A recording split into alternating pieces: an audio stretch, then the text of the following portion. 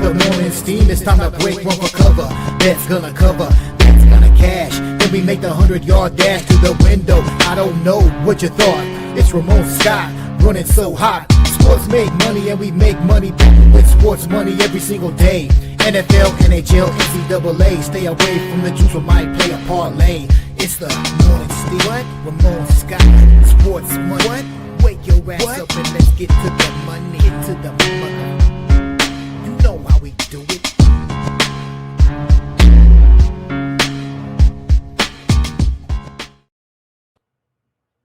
Major line move.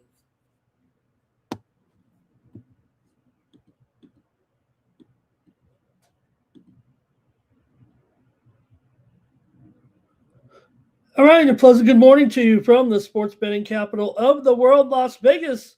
This is Ramon Scott, and welcome to the Morning Steam Show here for Friday, January 2nd. It's definitely the new year now, and we know the four teams that are going to be in the college football playoff semifinals after our three bowl games on Thursday. And we know those lines as well for those two big games coming up. We'll be in a week or so here right now, next Thursday and next Friday, with Thursday's game, Miami and Ole Miss. Miami favored by 3, total 51.5, and Indiana favored by 4 against Oregon, total 47 there with those upcoming games after we saw the results on Thursday with Indiana. Absolute domination of Alabama, 38-3. They destroyed the Tide, knocked Simpson from the game with a shoulder injury. Mendoza, 192 yards, 3 TDs. He had MVP numbers, 16 of 18, but you know what? They've got an offensive line, and that's who they gave the MVP to, was the offensive line and their big center, which was cool because that's what Mendoza probably told him. Why don't you do this? I'm tired of this, getting all these awards. He's so humble. You know, you might think he's a little bit corny in his interviews, but I tell you what, he probably has a good chance of being a politician one day, or maybe just an announcer. Maybe he'll go on to be the greatest announcer of all time. He seems to have it down pat, looking right at the camera. They're Hoosiers, 215 yards rushing. Indiana, 400 to 200 pretty much in total offense. Simpson had 103 yards there in the first half, but it was Indiana winning their first bowl game since 1991 and their first Rose Bowl appearance since before I was even born. And they move on, of course, to play Oregon. They beat the Ducks, remember, 30-20 in October. Alabama was a 7.5-point dog. They haven't been that big of a dog in 27 year or so. Now maybe 17 years or so. 7.5-point dog there for Alabama. All right. Also at the Sugar Bowl, Georgia loses to Ole Miss 39-34. The Rebs shocked the Bulldogs with that fourth quarter rally in a back and forth game.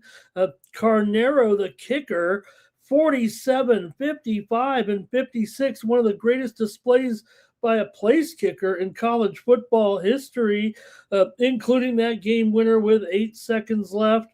Then the safety came into play there. Trinidad Chambliss, you got to take a long look at this guy, right? If you look at, for example, the success of Chambliss and you see his predecessor, basically Jackson Dart, right? I mean, I know that they had Simmons in there this year, but obviously Chambliss wins the job, and you figure Jackson Dart, as good as he was, and you look at Mississippi's success right now, you got to think that Chambliss is going to start to get a long look here as he emerges as one of the top quarterbacks.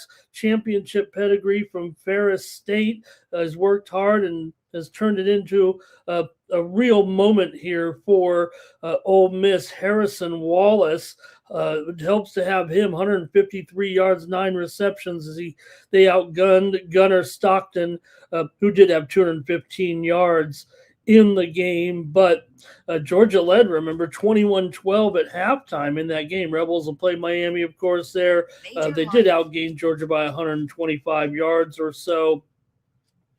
at the Sugar Bowl and at the Orange Bowl. There was no contest with Oregon blanking Texas Tech here, 23-0. The Ducks dismantled Texas Tech offensively, defensively. Oregon, 2 interceptions, 2 fumble recoveries, and 2 sacks led by Brandon Finley. I was tooting the horn of my man Deontay Scott, but man, Brandon Finley, top cornerback for sure. 2 interceptions and a fumble recovery. Tech stopped Oregon 4 times on 4th down, but it was a lopsided game as Texas Tech was held to 200 yards by Oregon in that one, and it will be Oregon to advance here with the 23-0 victory there on Saturday. Let me say hello to everyone in the chat. Thank you for joining me here on the show as we get ready for the Friday card with 4 bowl games, NBA, NHL, college basketball as well, including a historic matchup tonight in college basketball. Flea Mathis was here to open the doors for us. Nick Handy gets us started as well. And Jimmy Knows here. Thank you for being here, Parma Jake, as everyone is in to say hello. Greg is ready to go. He says, look at this championship preview. Our Thompson's here today. Bobby Mack. Blake is ready to go. Oh, man, Tim Earl's here. Happy New Year to you, Tim. Hope all is well with you. And, man, you were so great, man. Great things to come, I'm sure, for Tim here, and great to have him here in the chat with us on the Morning Steam Show. Steve Eleftherian's here as well. Greg as well. He's giving a who's bad? These guys. Nuke is ready with that Miami team.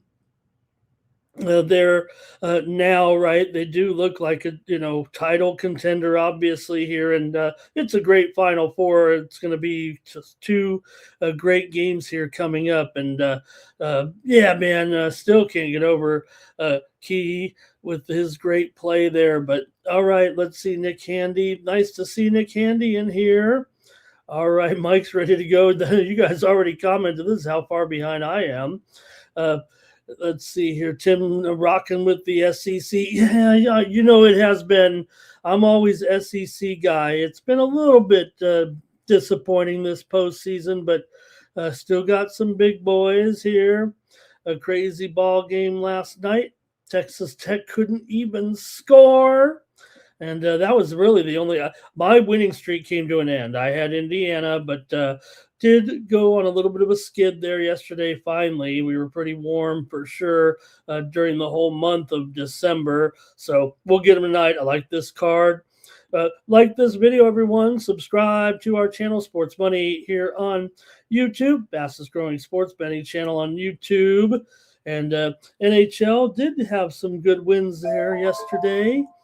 And okay, Tim, we was being sarcastic with that comment. You're right. No, you're right. I was just being nice in case you were. We know you hang your hat on the mid majors, but yeah, for sure, SEC. And look, I think that's it, right? It doesn't take a lot of money to get, maybe the biggest recruits will get that big SEC money, but you can get it done with these other guys too. There's a lot of talent out there, and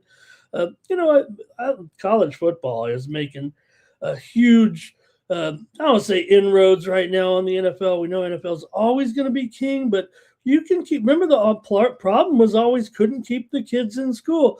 Sure, there will be some that are super elite that may jump to the NFL early, but why would you? If you can go in college and dominate and make a few $1 million while you're at it. I mean, I already know that some of the biggest recruits are really getting in there.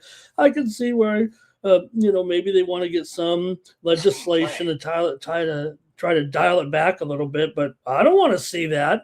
Let's have some great college football games. I mean, we've seen some cruddy moments here in the postseason a little bit, but I think some of these games have delivered big time.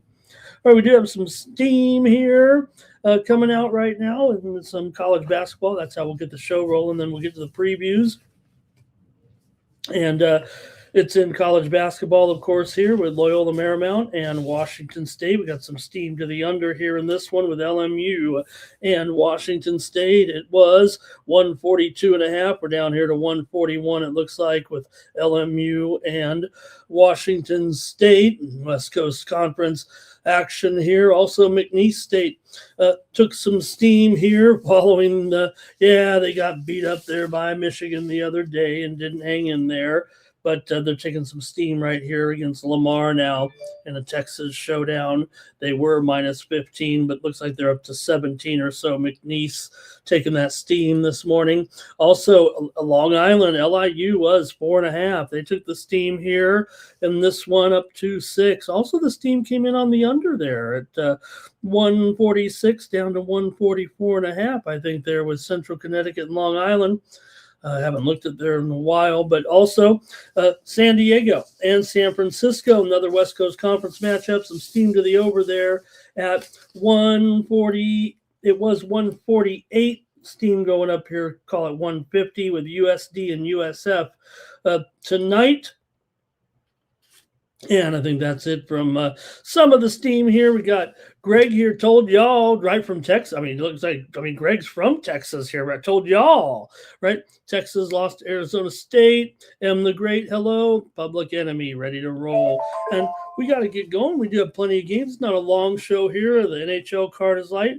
Lengthy NBA card for sure. And, of course, today it's the Winter Classic in Miami, and you wonder how that's going to work, right? I mean, it is a dome stadium, but what they've done, I mean, basically, it's just been indoors. The ice has been indoors, where it's been chilled and prepared. And then when we get close to the game, that's when they open the roof. So that's how you have an outdoor game in Florida.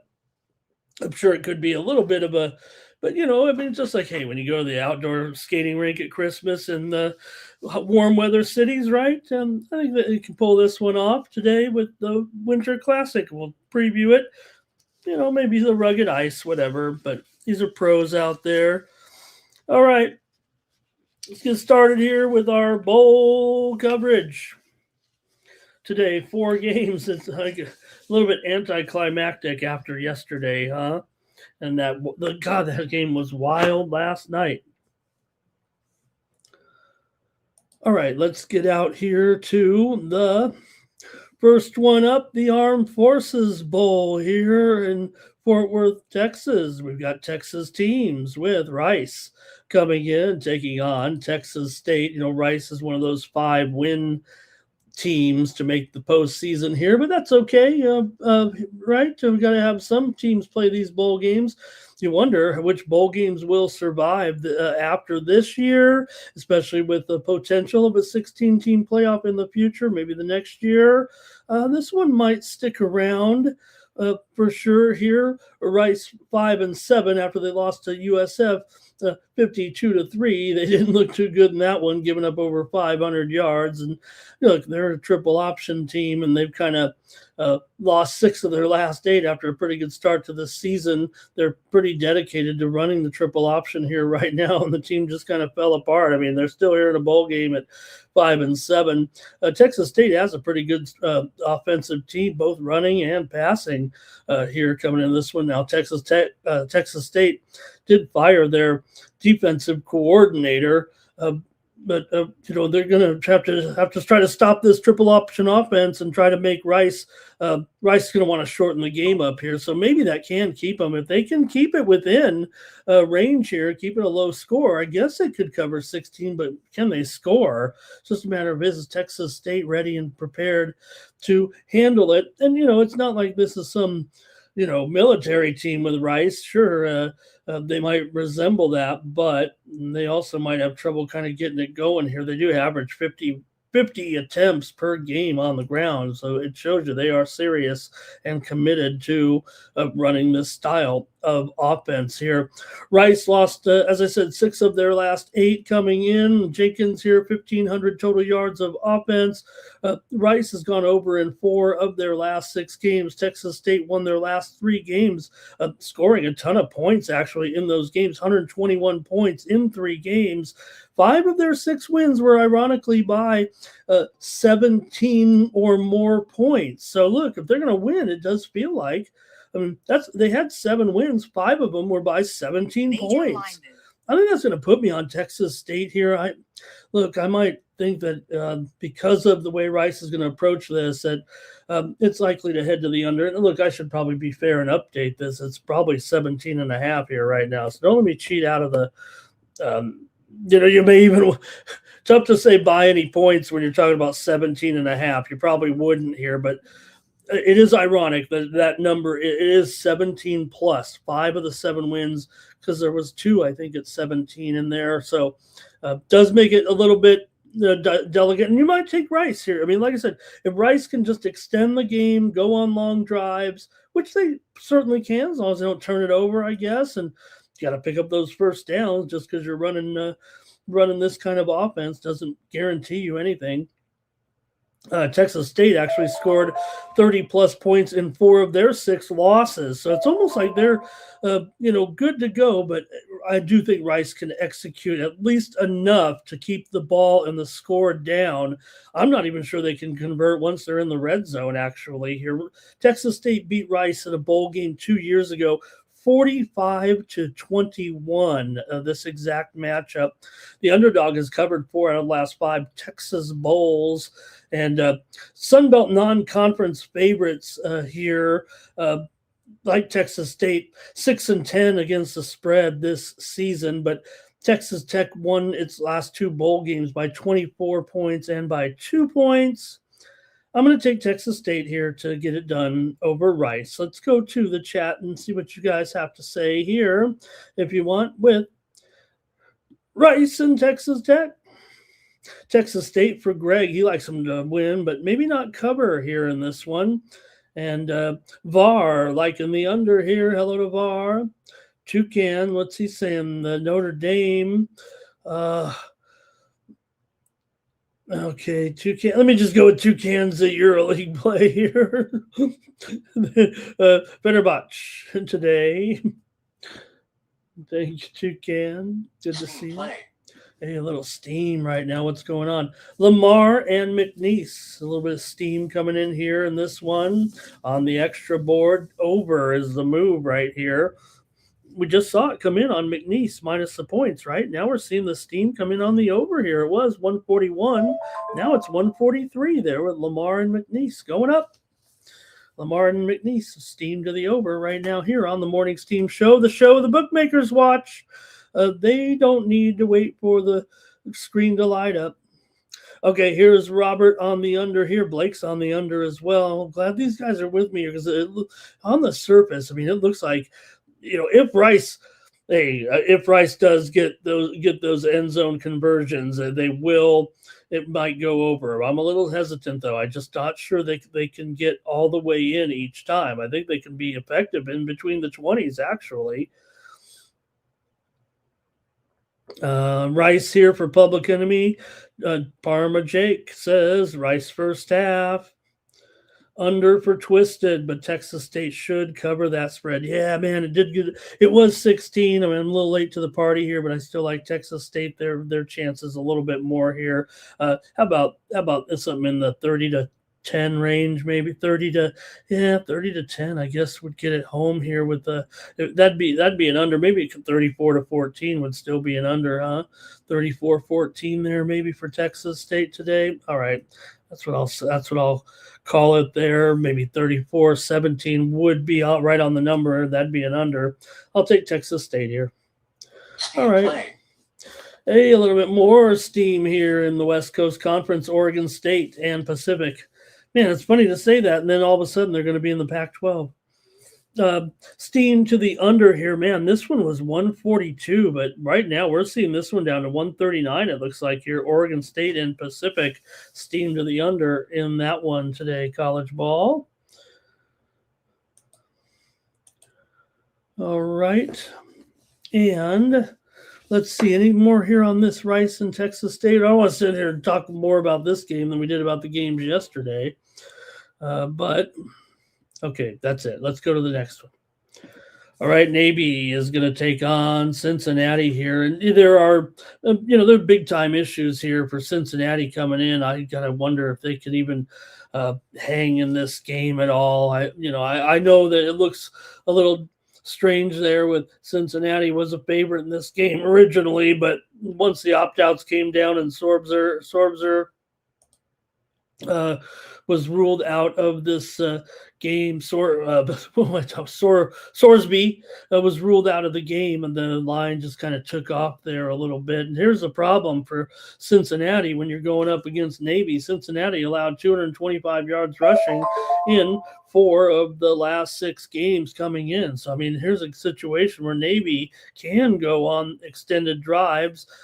They can cash in, though. They can cash in. And, Cincinnati, I mean, they should have some success, it feels like.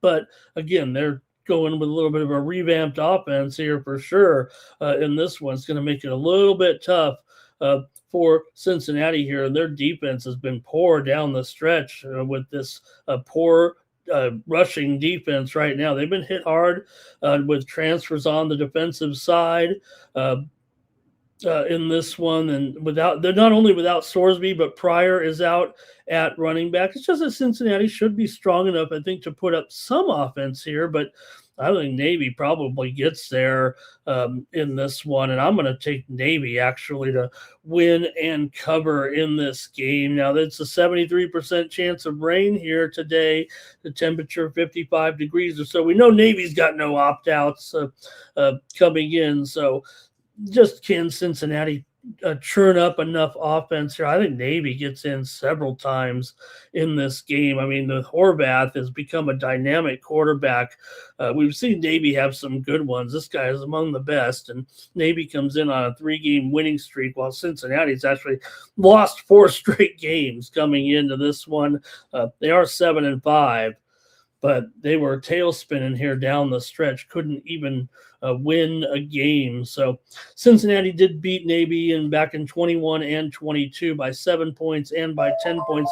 Underdogs have covered 8 of the last 9 Liberty Bowls here, but I don't know. I can't see Cincinnati having enough here. They've lost their last 3 bowls. This is their first bowl in 3 years.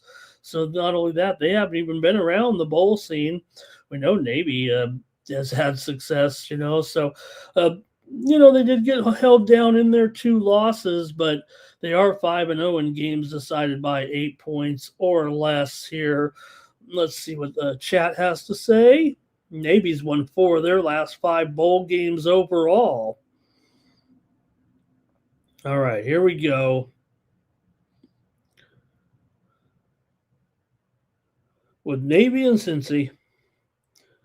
Public Enemy says Navy here. Twisted might be on Navy. Greg says he's got Cincinnati winning this game by 7. The 7-point dog. He's got him to win. 9 Legacy there with the Texas State game there as he is on Cincinnati. Hello to Josh in the chat. Nuke on Navy as well. I got to think Navy rolls here actually over Cincinnati at the Liberty Bowl. Another historic game that's not going anywhere, I wouldn't think. Yeah, Navy. I don't know. Navy had some good opponents, I thought, this season. I mean, hey, they, we're in a conference games there, and you're playing Memphis and USF.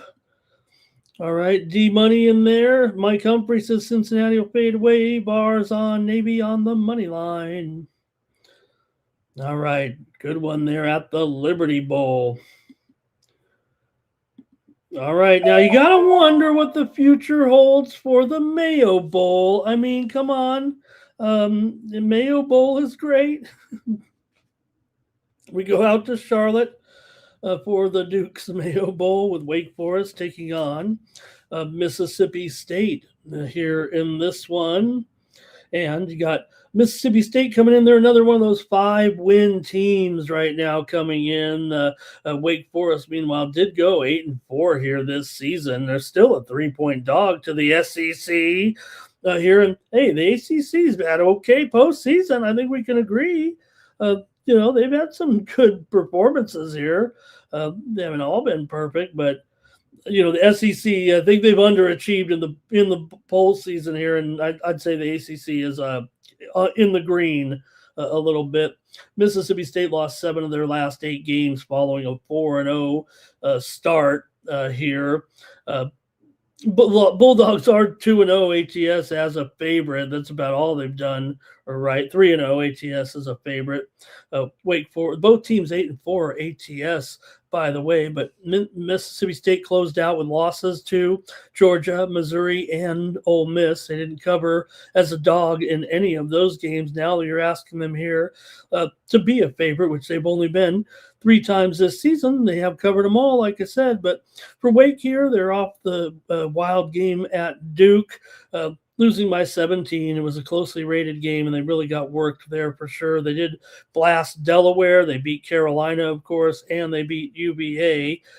Lost to FSU here, but nonetheless, Wake has had a pretty good run of it here right now. They won 3 in a row, and 6 of their last 7 actually coming in. So got an experienced QB here that played in the SEC. Obviously here, it's going to be a nice night here at the Mayo Bowl in Charlotte. Chapin is not in this game for Mississippi State. Wake Forest has opt-outs as well, including 2 top offensive guys and also a key defensive lineman as well. Mississippi State did fire their defensive coordinator and several assistants, so they've had a little bit of turmoil. I don't know how they've ended up a favorite in this game other than the 3 letters on their conference designation might be a little more reputable than Wake's, but still less opt-outs and a tougher schedule probably factors into that 3-point spread, not to mention 1 possession losses to Tennessee and to Texas. So look, Mississippi State, I mean, they're 5-7 and they still get to go bowling here for a reason. They've had some bowl success in their history, obviously, as well here. But for Wake and their run here towards the end of the season, ACC teams 6-6 straight up and 7-5 against the spread against SEC opponents this season. Last 10 years, the Bulls, the favorites are 7-3 ATS here. So let's see what the chat has. I got to think it's Wake Forest still. Yes, I understand the line is what it is for a reason with that. Mississippi State, tougher schedule, maybe still kind of deep here, but I'm going to take Wake. Let's see what the chat says here. Anything in this one? Wake and MSU. Wake for D-Money. Robert's on the Deeks. Greg says Mississippi State and the under, I think. D-Money on Wake. And the Deacons got to wake up or they won't win this game. We'll have the Deacon Blues. Steve Lefterian, Wake Moneyline. Good morning to Wine Time here. I want to say hello to Anteater Chronicles today. He likes Wake on the money line. A little bit of steam coming in the background. Let's see what we got here. Public Enemy, Wake Forest alt spread. Nukes on the Deeks as well. 9 Legacy on the Deacons. Wagner and Chicago State. We go out to the extra board here for that 7 p.m. start. Steam to the under here between, 2 teams that kind of produce some overs. Here comes the steam to the under with Wagner and Chicago State. It was 147.5. We're down to 146 here, maybe even lower. Wagner and Chicago State with that steam to the under. All right, I guess I'm on Wake here. Major lineman. Yeah, I'm on Wake here in this one. I like the total here too, but I think it'll probably be a premium. All right. And Greg says, who beat Wake good? Florida State beat Wake good.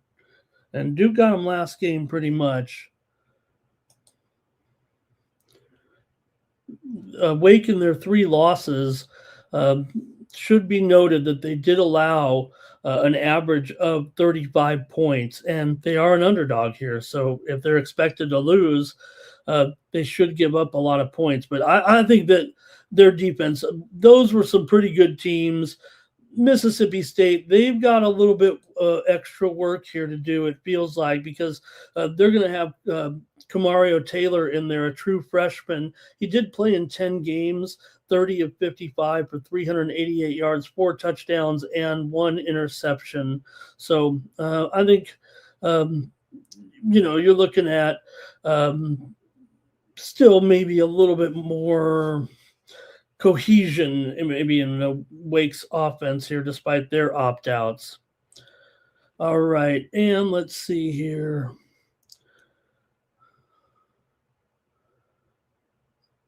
All right, Trevor. Yeah, you know what? I actually lost my Australian play last night.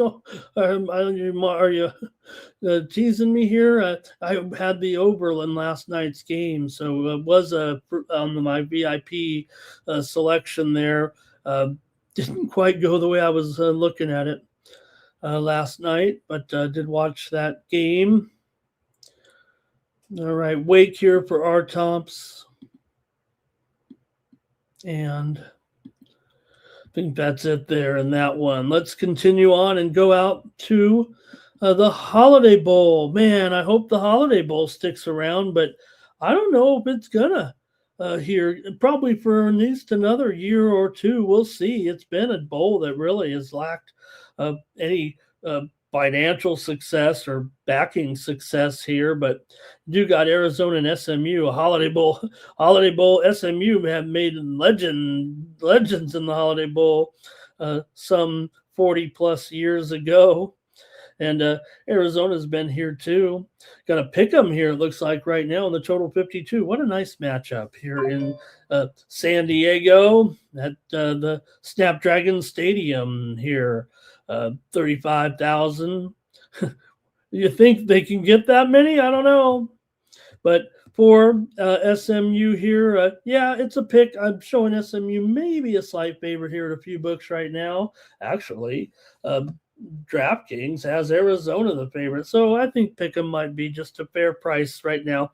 Arizona comes in playing pretty well here down the stretch with a winning streak. Coming in, SMU, meanwhile, lost their last game, of course, to Cal, 38-35 on the road. They've still won 6 of their last 8 games.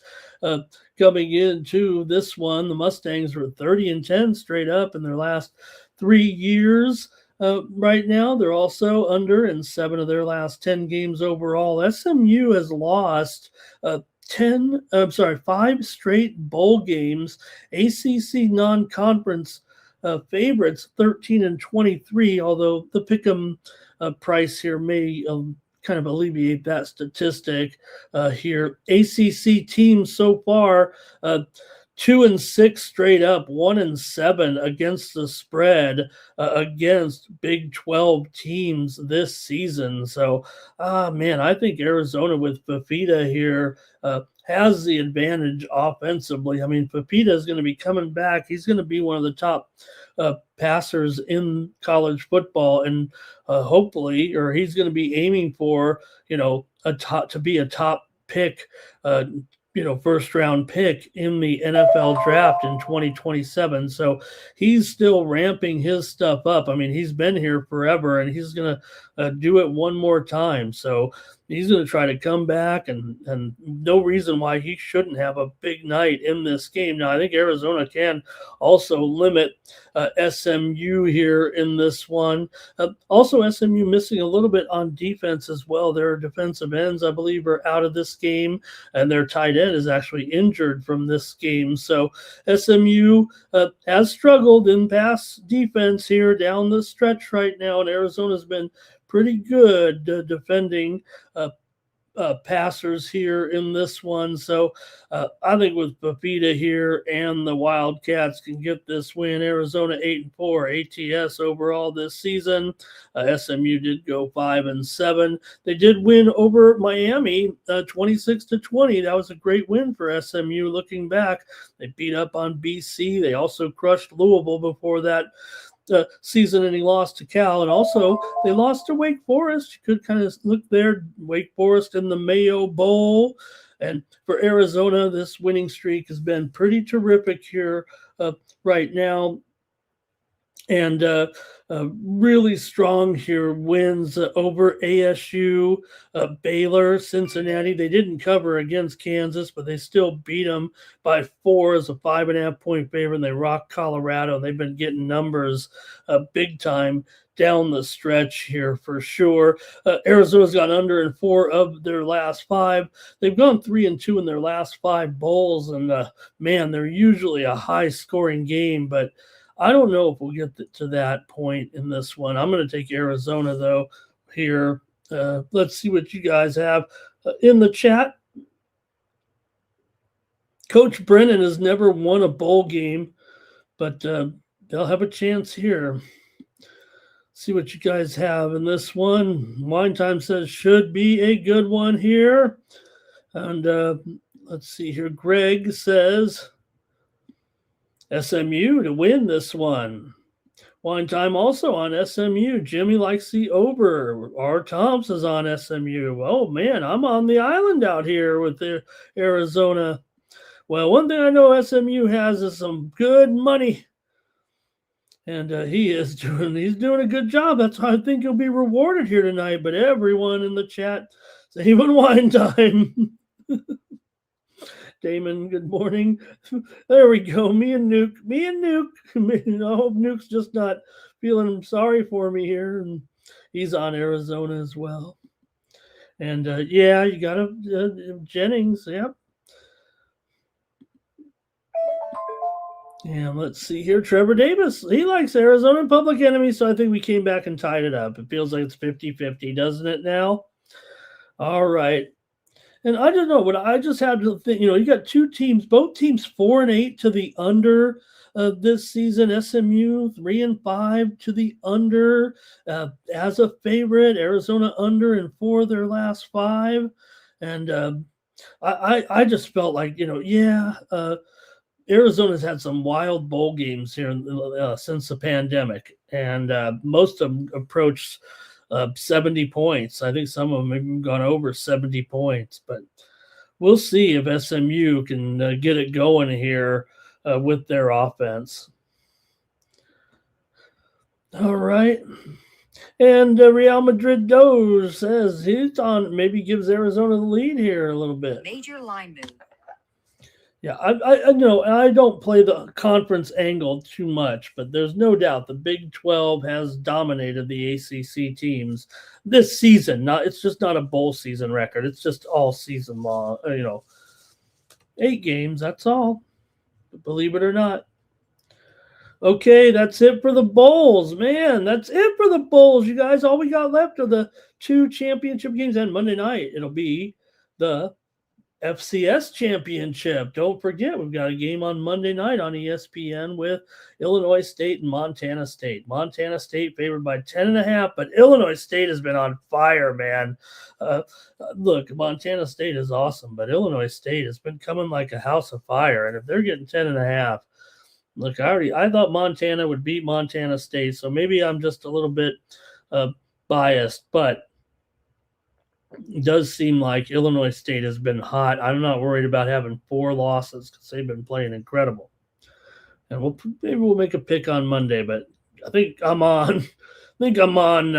Final. Illinois State there. Okay. Let's go to the NBA tonight and take a look here. We did have some wins on the morning steam there yesterday with Miami and Detroit game to go under yesterday, and I think that was probably it.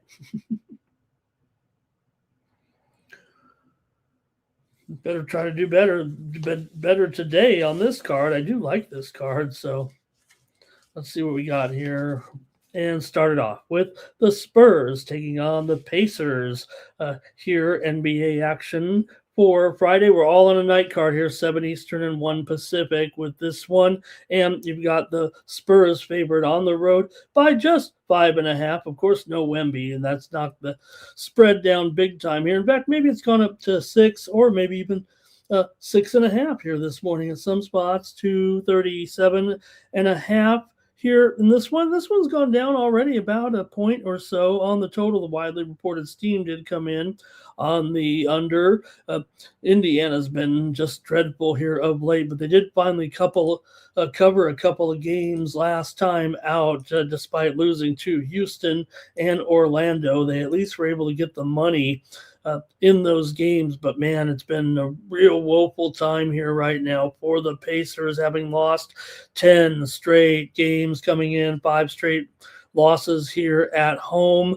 San Antonio without Wemby, we've seen it before, right? And they did fine. It was really a chance for San Antonio to show themselves that they were still a good quality team. Now they do have some other injuries here that also could be limiting them. Vassell, he's on the injured list. He's out for this game as well. So that's kind of big, but still, San Antonio's got a really good underrated team here still.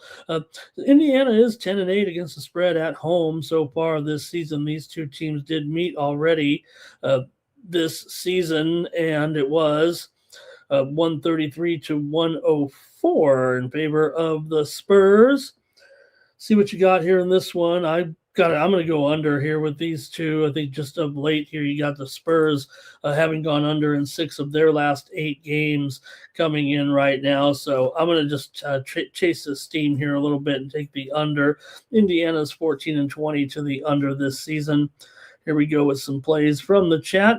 It's going to be final. Yep, Nuke's ready. He says, you know what? Now we're into college basketball. AOD is here today as well. Thank you to AOD. Ready to go. Spurs here for Greg.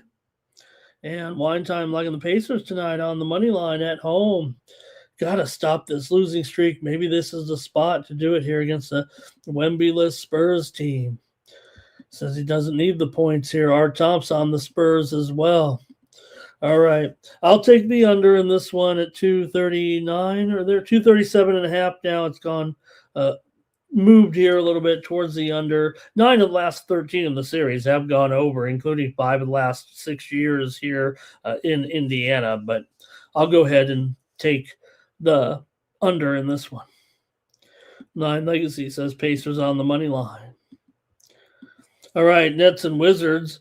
Probably could have kicked this one to the curb, but we're looking at all the games here today, and you got Brooklyn coming in 10-21, Washington just 8-24.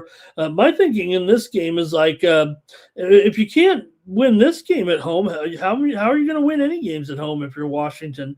Washington's actually been playing a little bit better here of late. They've actually won 3 of their last 4 games coming in.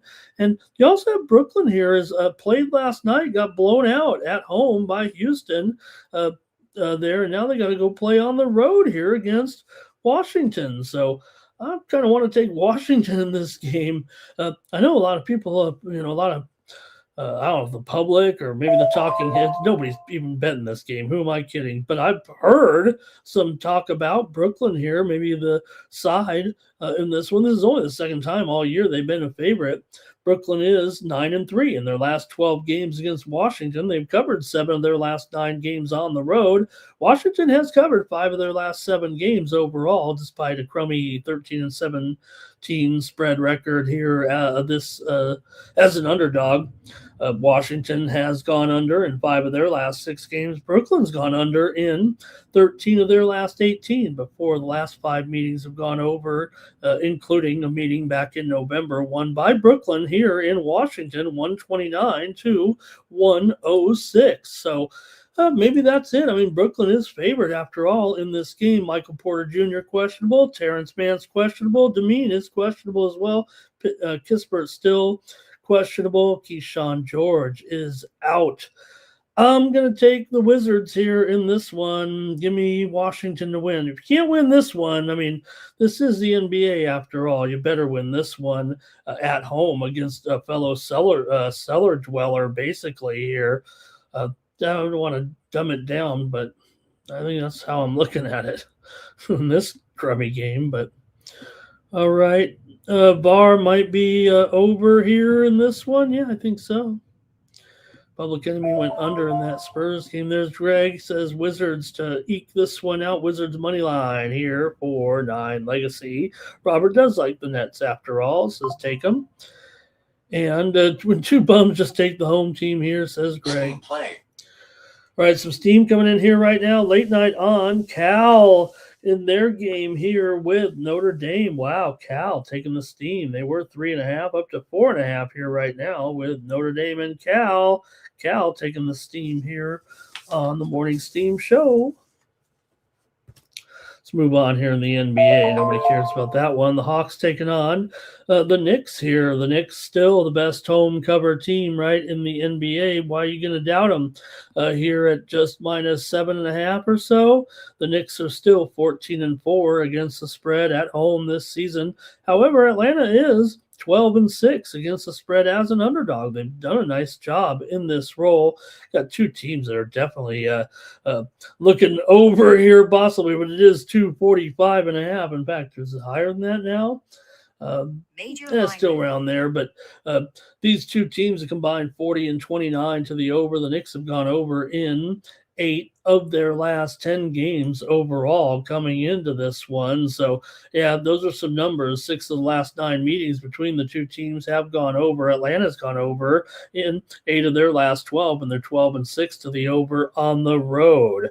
I got to think the Knicks, though, man, this has been at home. They just seem to drub teams a little bit. Now, Atlanta, they were struggling. They're starting to make some progress here. They beat Minnesota last game at home. We were on Atlanta in that game, and they did cover against the Knicks and OKC. It was a losing streak, but they did cover those last 2 games before they got the win over Minnesota. And now you have the situation again where no Trae Young, but a lot of cappers just say good. No Trae Young. That's what we want, actually, from the Hawks. So sometimes I sit here and say, yeah, you say that, but if you had him in there, you'd probably want him in there. And of course, they're getting paid, so the coach going to put him in there. But even I'm kind of on board with this. Maybe here, Mitch Robb, he's questionable here for the Knicks. Josh Hart still out right now. And I'm going to take the Knicks, though, to roll here, actually, over the Hawks right now. Yeah, I know I just said without Trae Young, but, man, the Knicks at home look really sharp right now, and I think that they can continue here. Funny, right? They had won 3 straight against Cleveland, Atlanta, and New Orleans, didn't cover the spread in any of them. Then they played the Spurs there in the little revenge game there and covered the spread but lost the game 134-132. So kind of weird what's going on with the Knicks, but I'm going to take them actually to roll in this one over Atlanta tonight.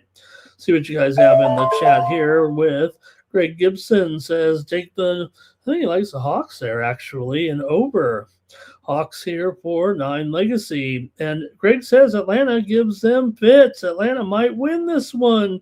Knicks have won 4 straight in the series, but only covered 2 of those, including the game this year. It was 128-125. Knicks won it at Atlanta, laying 5.5. Hawks got the money in what would have been an over, according to this line.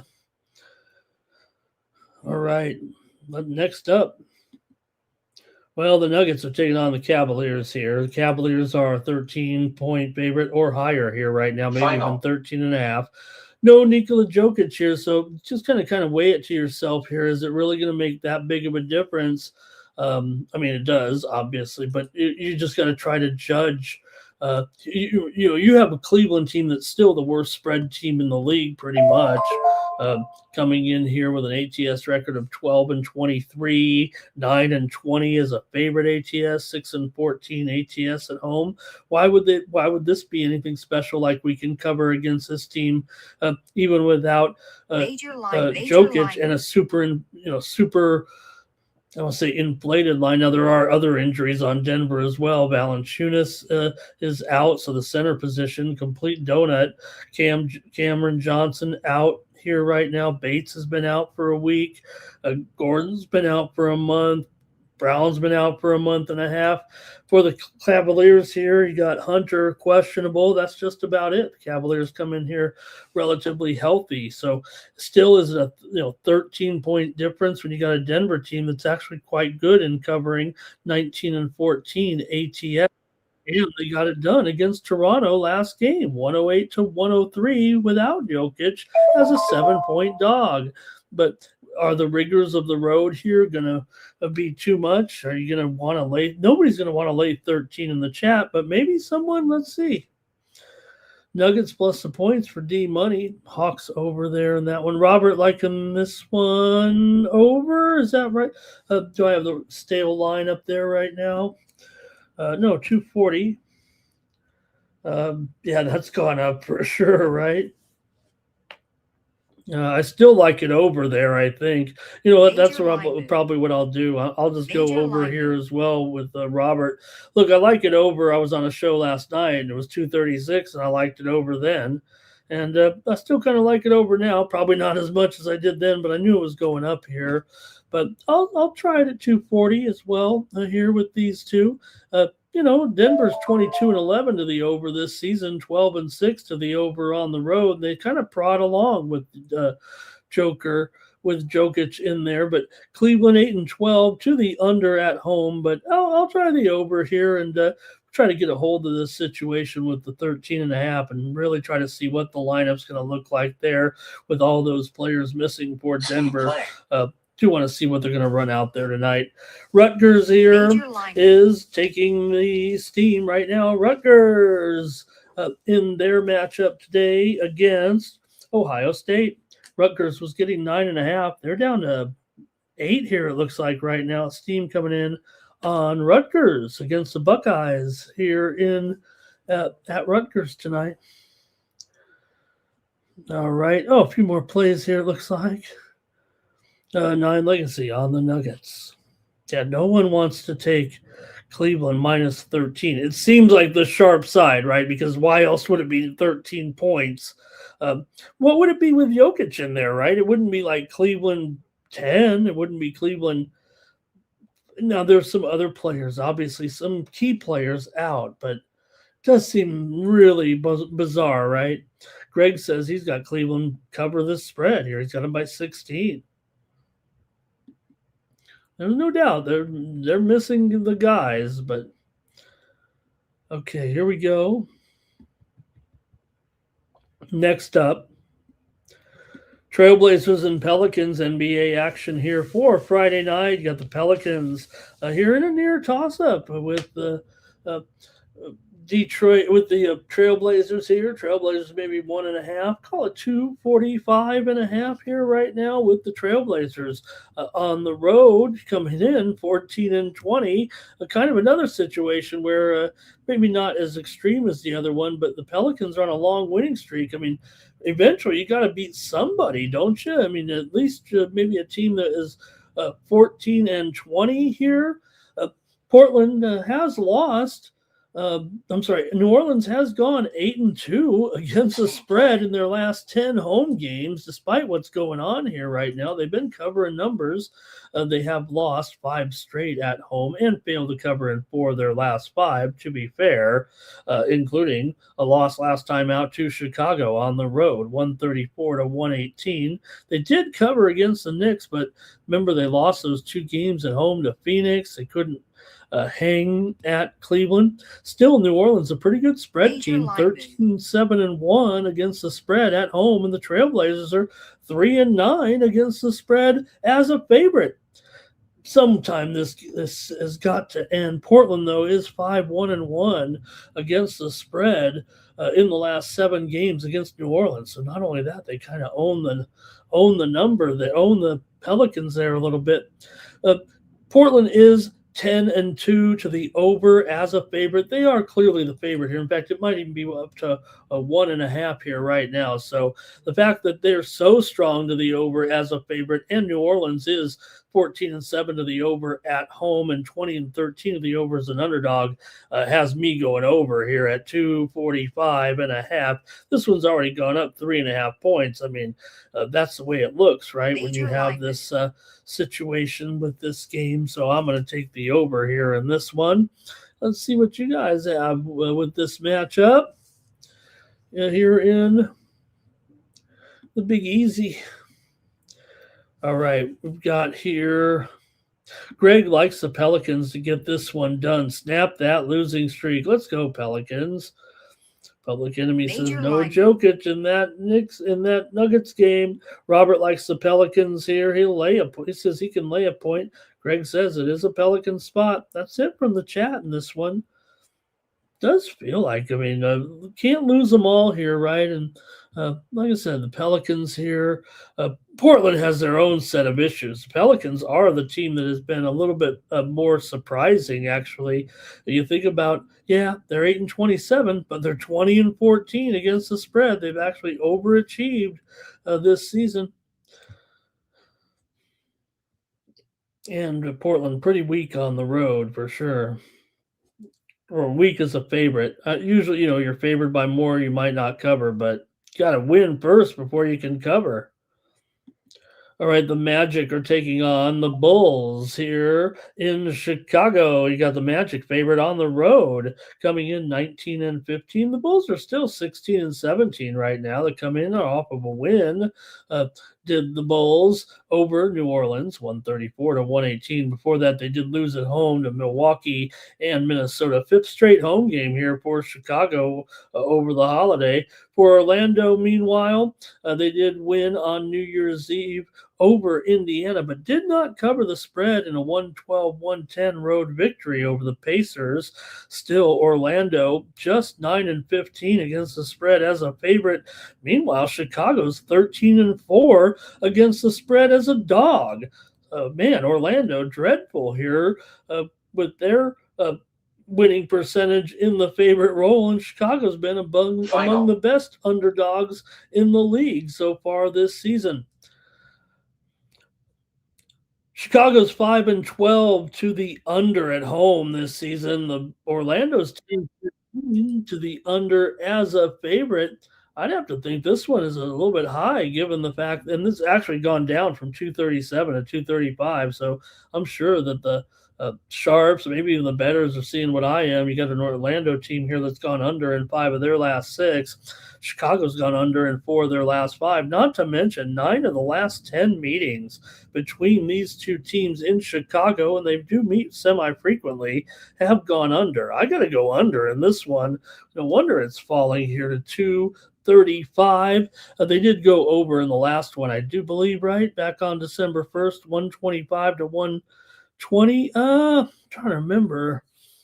I didn't write it down actually, but Orlando was a 9.5 point favorite. They did not cover in that one. Also, the Bulls won an earlier meeting, 110 to 98 as a 6.5 point dog at Orlando. That one went under. Go to the chat here in this one. Let's see. Greg says the Madge here to get it done, and VAR liking the Magic. And Greg says this one could go overtime tonight. All right, I'll take the under though in this one.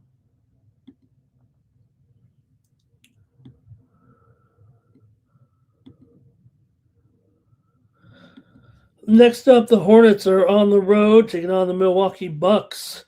Hornets, a 5.5 point dog, total 232.5 here in this one. Charlotte, 11-22 coming in. They've lost 2 straight. Milwaukee comes in off of a loss to Washington, 114 to 113. They were a 10.5 point favorite and looked right past them because they were so worried about the Hornets here, I guess.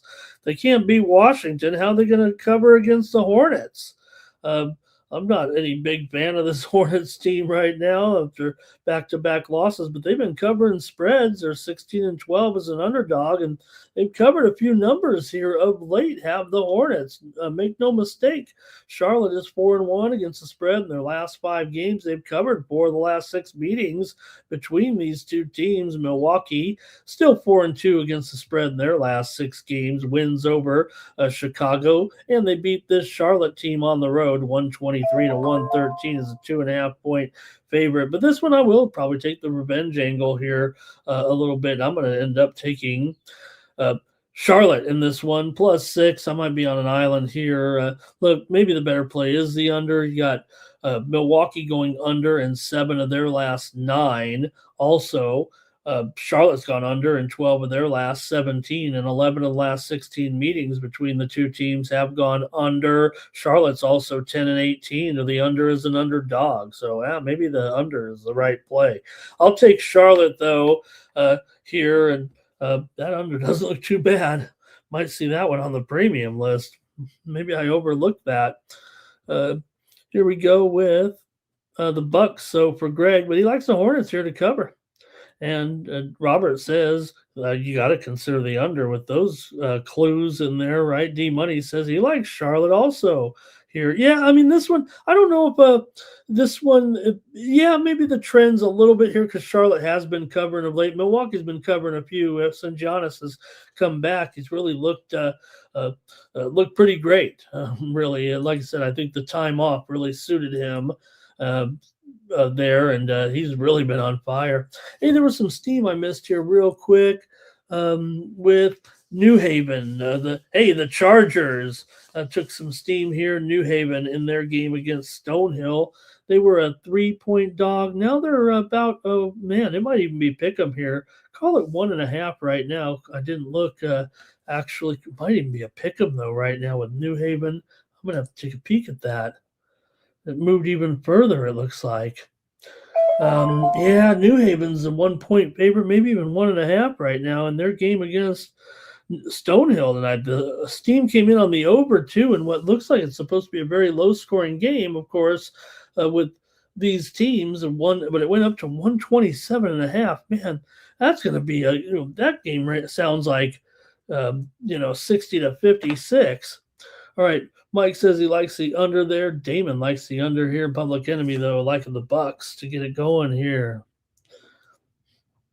Hey, thanks for being here. You guys are doing a great job here helping me out with hopefully get some picks here in the NBA. Well, we did have some nice winners in the NBA there over the week, but not yesterday. All right.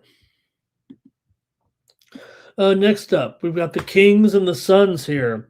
The Kings 8-26 right now. Suns 19-14. One of the biggest surprises so far in the NBA, and they were hot. They just lost, however, to Cleveland last time out, but they were on a roll. And why wouldn't they have a good time here in this one?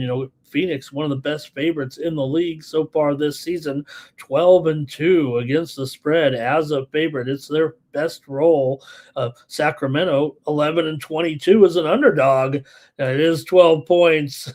It is 12 points, 12.5 points here. So still going to be a little bit tough to, think of it, but I've got to do it. I'm going to do it. I've got to go with the Suns here. I'm not even going to break it down too much here. Phoenix has covered. They covered against Washington, 115-101 on the road as a 10.5-point favorite. Also beat New Orleans on the road by 7 as a 5.5-point favorite. And Sacramento's failed to cover here as a dog in 3 straight games, getting blowed out by the Lakers by 24, by the Clippers by 41, and by Boston by 14 points. So just a bad run here for the Kings right now.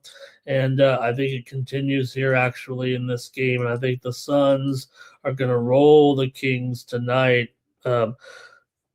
in this one for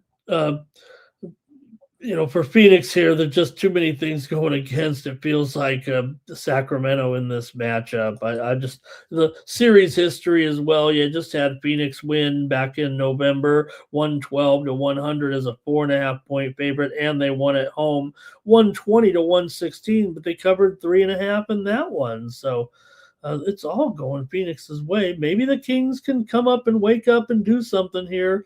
They're 5-11 against the spread in their last 16, 1-4 against the spread their last 5 against Phoenix, 4-8 against the spread their last 12 games in Phoenix. So trying to find something here. Phoenix has covered 6 of their last 7 games overall. And they've covered 12 of their last 16 at home. So maybe 12 points is all built into all that stuff I just said. But, man, I'm taking Phoenix to roll here.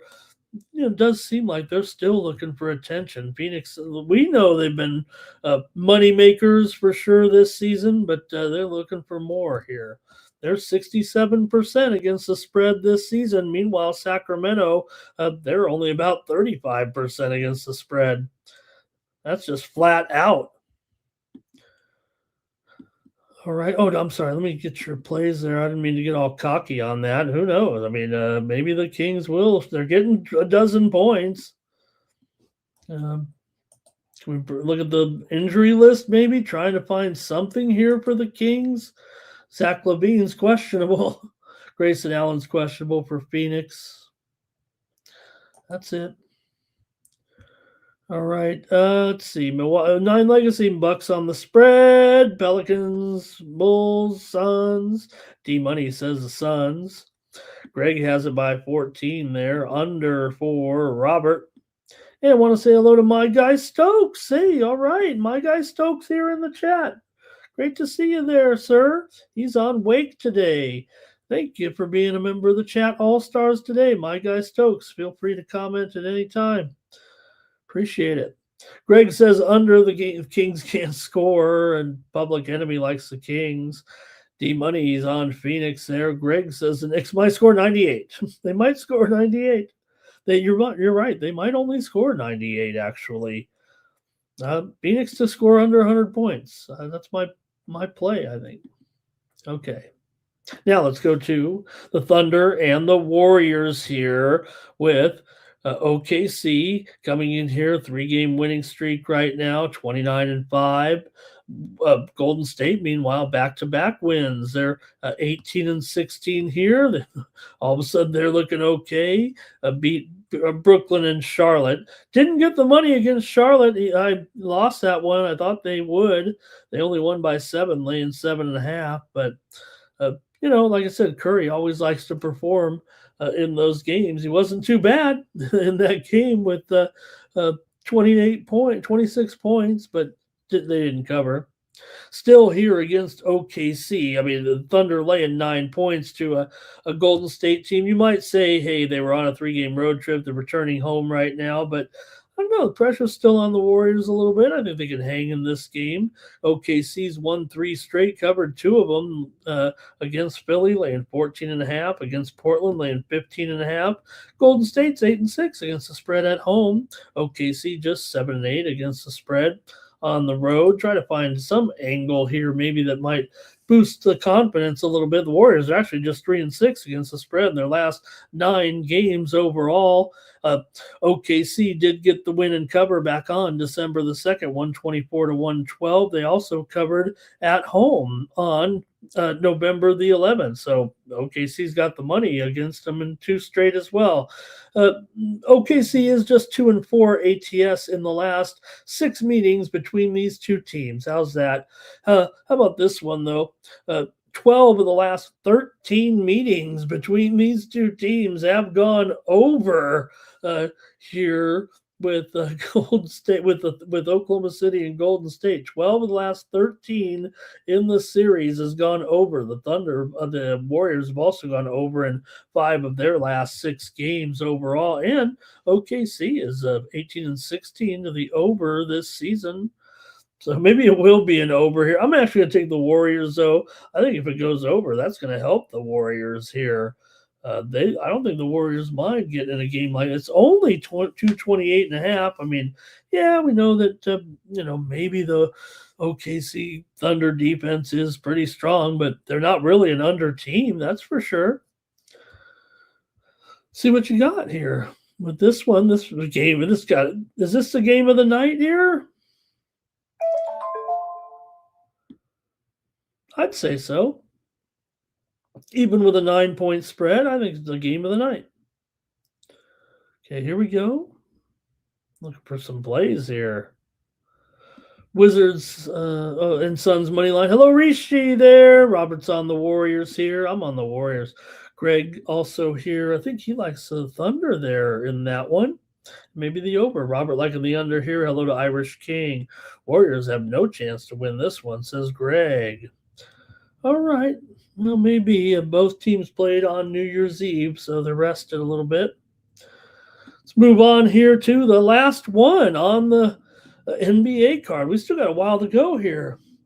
Grizzlies and Lakers in this one. We've got the Lakers favored by 3.5, maybe 4 right now in this one over the Grizzlies. Lakers are still 20-11, attracting attention here because all of a sudden it feels like they're broken and they are starting to lose some games here. They are missing Austin Reeves, who, yes, Luka, yes, LeBron, but Austin Reeves might be the guy that makes it all work together. It maybe is starting to feel like a little bit, given that he's out and they're not playing very well. For the Grizzlies here, they've had some woes as well. They're 5-13 against the spread as an underdog. Lakers 8-8 against the spread as a favorite. Lakers won an earlier meeting, 117-112, covering the spread, lane 2 on the road. So Lakers are just 1-5 ATS in their last 6 games overall, but Memphis has lost 6 of the last 7 games to the Lakers. Lakers and Memphis have gone over in 7 of their last 9 meetings. The Lakers have gone over in 10 of their last 15, and the Grizzlies have gone over in 4 of 6, despite the fact that the Grizzlies, though, are a dead solid under in the road dog roll, going basically 6-12 to the under as a dog. But the Lakers are 12-2 to the over at home this season. So just the fact that maybe the season series between the two kind of shades over, it is still a pretty high number, but I'll go over 240 with the Lakers and the Grizzlies here tonight. Public Enemy took the Thunder in that other game, and Greg Gibson liked Memphis in the game against the Lakers. He likes them to win outright there. Also, Greg said he got some revenge there for that game back on. Well, they played back on Halloween, so let's see here. That might be it from you guys in the NBA. Thanks a lot for that. Let's go to the college scene tonight, shall we? We've got a very interesting card here, some major conference action, and a few interesting other games. Let me see what we got. Let's just start with the early game here with New Mexico State and Florida International. This one goes off here in about 90 minutes with FIU favored. Look at this move on FIU. I have it as a pick there. Well, they're only up to 1 or 1.5. I like FIU. I'll call it 1.5 just because I like FIU here. The total is about 153.5. Yeah, I like the Panthers here in this one, and I'm going to take them in the game here. Oops, where'd my graphic go? There we go. I'm going to take them here in this matchup with New Mexico State. I figure there probably could be some points here in this game. New Mexico State has won 2 in a row, beating Sam Houston last time out. And they did have some losses, though, to South Alabama, Abilene Christian, Tulsa. They didn't cover the spread at all in those games either. They were favored in 2 of them. Florida International is one of the best spread teams in the country. They're 7-2 ATS so far, 5-1 ATS at home, 3-1 ATS as a favorite. New Mexico State's 1-3 ATS as a dog. So pretty good run here right now for Florida State. They did lose to Liberty last time out, but we're covering some numbers. They even covered against Miami, getting 21 points on the road in a 17-point loss. I'm taking Florida. I'm going to take Florida International here to win and cover a short number against New Mexico State here. This one does feel like an over. These two teams are a combined 13-4 to the over so far this season. So, yeah, it feels like an over. Although I would say Florida International, usually as in the underdog role, they're 5-0 to the over as a dog, 2-2 over under favorite. All right, anything in this one? New Mexico, the first game on the board here. And seems like I got the attention here of the chat. Nicholas Handy likes FIU and the under. Our Tom's likes an under as well. Says New Mexico State has gone under. Is that right? New Mexico State's gone under in 8 straight. Oh man, I don't have it that way. Let's see here. I have them going over in several games in a row. I might be looking at University of New Mexico. Is that possible? Or am I looking? Let me make sure I got this right, because otherwise I'm might be barking out the wrong statistics here.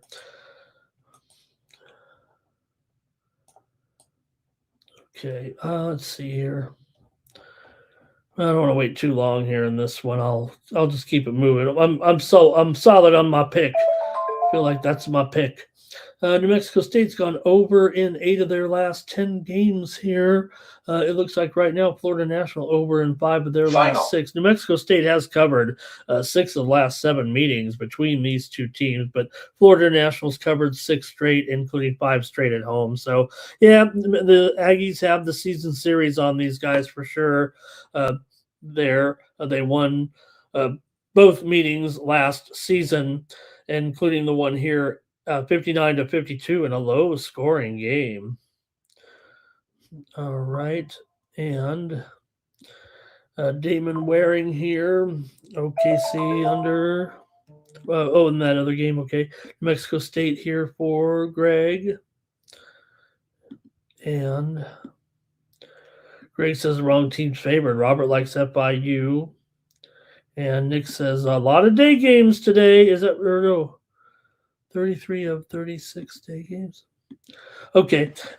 Also, be on the lookout here. I'm going to start to. We're past the first of the year. The football has totally died down. So my package here soon will include NCAA women's, as I've turned to be able to possibly get out some public selections and paid content with college basketball women's action. So just be on the lookout, subscribers for the content with the women's game. Hey, if you're not interested in it, you can bypass it, but starting to look a little closer here, especially that Iowa State team, man. They cannot lose right now. And anybody for Iowa State to win the national championship in women's college basketball? Can I anybody interested in maybe seeing Iowa State here win it all? That might be a play here that we can get going here. Let me see if I can track down a line on that right now. I don't know if we have it just available here just yet, but I'm going to try to get that to you. All right, here we go. Got to keep this show going, though. Dylon he doesn't care. All right, well, I wanted to quote the line, Dylon, and I haven't placed the bet yet, but it's going to be Iowa State to win the national championship in women's college basketball. All right, Robert says she can't be stopped. And did you see her when she was on there last year with the David Portnoy was going to the pizza review, and she just happened to show up like a total random there? Greg, like in the low, it is the Aggies, so that maybe that's why you were saying that the number wrong there on those total statistics. Jim says the Aggies have gone over in 8 and 4 in a row. All right, here we go. Next up, Look at this game, you guys. And this is what I'm talking about today, right? You got USC coming in here taking on Michigan. Now, look, we know Michigan, number one here. They're making a mockery of this season here right now, 12-0, and USC here 12-1. So interesting because I'm going to talk about a game here in just a moment. In fact, let me tie it into this a little bit. We're going to talk about Michigan State, Nebraska, of course, and in that one, Nebraska is 13-0, and Michigan State is 12-1. And it's only the third time in 35 years that two teams have met with with at least one team 13-0 and the other one either 13-0 or 12-1. And then you have this game, which is almost the same exact deal, except for the fact that Michigan is only 12-0 and USC is 12-1. It didn't quite make that criteria. It actually goes there, actually quite dramatic difference between the two, because usually by the time they get to this, you get a second loss or a first loss. But Michigan here is awesome. Can they cover? I mean, look, USC comes in here, like I said, they're 12-1. They've won 4 in a row here. Yeah, they played a weaker schedule for sure. Wins here recently over USD. They couldn't even cover against Washington State. They did rock UTSA, but look, USC's only 3-6-1 ATS in their last 10. This is the first time they've been underdogs all year.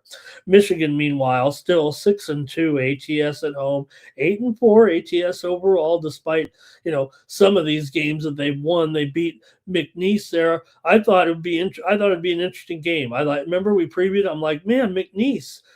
Won't this be interesting against Michigan? No, they lost the game by 41 points, and then they beat LaSalle by 52 points, laying 40. Now, they did fail to cover against Maryland. They won by 18 as a 19.5-point favorite, but they clobbered Villanova by 28, laying 17.5. They clobbered Rutgers. It seems like they either cover, and if they don't, it's going to be close. You get your money's worth anyway with Michigan here. And look, I think they could do it again. Look, USC's having a great run here right now. Nice start to the season for SC. This is a conference game, man. They're a 23-point dog here right now. In fact, do I got to update it? 22.5, whatever. And the total's up to total's only up to 173, and it was 169. So look, I mean, I think it has just as good of a chance to go over here. Maybe over is the right call here, even though the trends don't necessarily point to it. It does feel like this should be a high-scoring game. Teams met last year was 85-74. Michigan won and covered on the road at SC here. And what will happen in Chrysler here with this Michigan team and their awesome defense here. That's the thing. They are like the number 2 team in field goal percentage, and this total's only been going up against USC. Does that mean that USC could actually hang here? You'd have to have the final score basically of this game, right?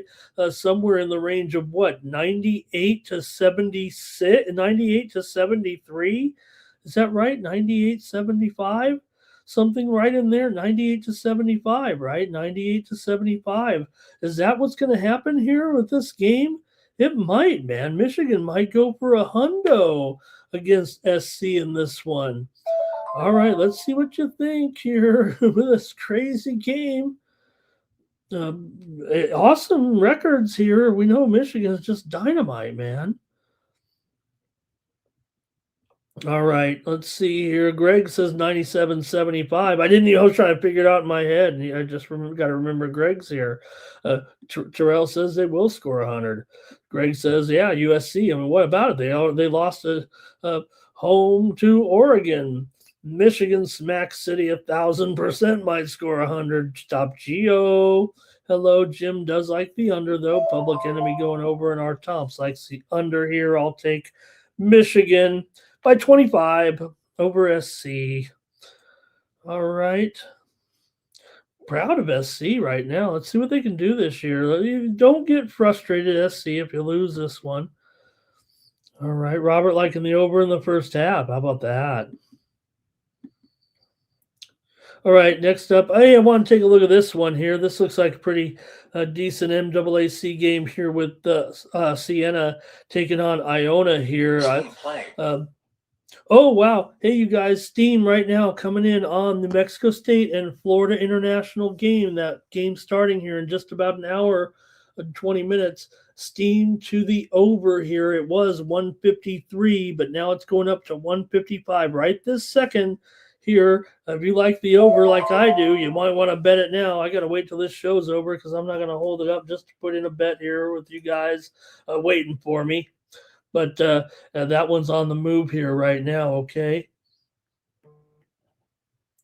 All right. And for me here in this one, Siena versus Iona. Should do a better preview, just backing out there saying take Siena. That's what I like, though. I do like Siena. They did take the steam here. They were an underdog here in this game. I believe they've actually, yeah, they're still a dog here by one. Right now. There's some pick'ems out there, but I like Siena on the road here. They have lost two straight right now to Vermont and to Indiana. Iona, meanwhile, lost to Mount St. Mary's last time out by 9, getting or by 7. They were laying 2.5 in that one. They did beat.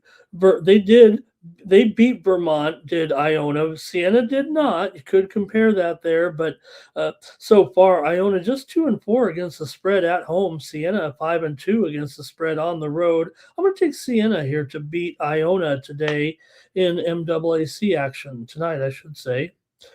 Let's see here. Greg says. Oh, Terrell says Michigan was being held back by the coaching there. It's interesting though, because look, even though they had, yeah, maybe you didn't like Howard in there, but remember you did have the old St. Joseph coach in there too. Maybe he was over the hill though. Michigan and George Washington always score a bunch, and Greg says Siena should pull it off in this MAAC game. We keep it moving here. We're making good progress here. We'll be out of here before the top of the hour. Louisville and Stanford ACC action here in this one with the Bill on the road, laying the points too. Stanford here. Look, Stanford's got a good record too coming in. So what gives? You got Louisville though, ranked 16th, 11-2. Stanford, they played a weak schedule. We know that they're 11-3. They did lose last time out too. Notre Dame in that bizarre 47-40 loss. I was on Notre Dame in that game. Before that, they beat San Jose, Arlington, Colorado, and Northridge, but they didn't cover in 3 of their last 5 games. For Louisville here, meanwhile, they beat Cal by 20 last time out. They rocked Montana as well, laying 30. Lost to Tennessee on the road, but did rock Memphis and also handled Indiana. Louisville 6-1 against the spread as a favorite so far, but Stanford is 2-0 against ATS as a dog. There's some things moving both ways here a little bit in this one. Stanford's been a solid under so far this season. They've gone under in 7 of their last 10 games coming into this one. And Louisville, however, has gone over in 4 of their last 6. Louisville, 4-1 ATS in their last 5 overall. Stanford just 4-2. I think I'm going to go with the total, though, here in this one, and I'm going to take this one over right now with these two. The trends wouldn't necessarily back it up here, but I think you can see the total there. Is it still 157? Let me look at this here. 865. Yeah, it's up to 158 even here. So, yeah, I think it goes over in this one with that. I think the high total kind of says it right there. Give me the over with Louisville and Stanford. All right, here we go. And Louisville on the spread, USC on the spread. Greg says Louisville here. Our Tomps. Oh, you guys are having a great conversation, firing up the troops. Stanford's terrible. You'll see they're going to get blown out. Ramon, he says. I agree with that, actually. Louisville here by 15. Terrell says Stanford bounces back from that bizarre game the other night, and they'll be able to take this one in and over. Thank you, Terrell. Yeah, okay. I do think Louisville does rock them here, but like Stanford's got a good record, man. They're doing a good job. All right. Let's see what else we got here right now. And oh, well, let me go to that. So, look, you have this is not only the third time in 35 years that teams involved with at least a 13-0 record or at least a 12-1 record. Could have been some a 13-0, double 13-0s in there. But Michigan State ranked ninth, Nebraska ranked 13th. They're the undefeated team here right now. Are the Cornhuskers, and they're favored here by 2, but I've seen this movie before. Sometimes Michigan State has a habit of coming in and taking care of upstarts. It seems like a little bit just when you think that maybe, just maybe, here Michigan State's won 4 straight, but they haven't been covering. That's for sure. I don't think they've covered anything here in a month. Right now, but they did win 4 in a row, so you got to respect that. They are 0-4-1 against the spread in their last 5 overall, but they've covered 9 of the last 13 meetings against Nebraska. Nebraska's obviously undefeated here. They've gone under in 6 of their last 7 games, including 5 straight unders at home. I have a feeling this is going to be a low-scoring game, despite the fact we saw Michigan State put up 114 on Cornell, but we know Cornell just wants to go, and the offense is actually kind of legit for an Ivy League team there, but Michigan State still beat them. They didn't cover, though. Nebraska, meanwhile, on this winning streak, they did fail to cover in the last 2 against North Dakota and New Hampshire, but they covered Big Ten games against Wisconsin and against Illinois. They also covered against Creighton. So, look, we know Nebraska at home. This is something special going on right now, but here comes Izzo just in time. Nebraska did win the last time they met here 2 years ago, 77-70. Michigan State won 89-52 last year in East Lansing. So let's see what you got here. I'm going to take I'm taking Sparty here, probably on the money line to win this one against Nebraska tonight. Give me Michigan State here in this one. And Nine Legacy likes Michigan State. I had to go with Michigan State. I mean, I'm only saying that because Jim's here. All right. I really, no, I'm just kidding. I like Michigan State. Greg says a better coach here wins the game. Yeah. Well, look, I mean, I don't want to necessarily have any,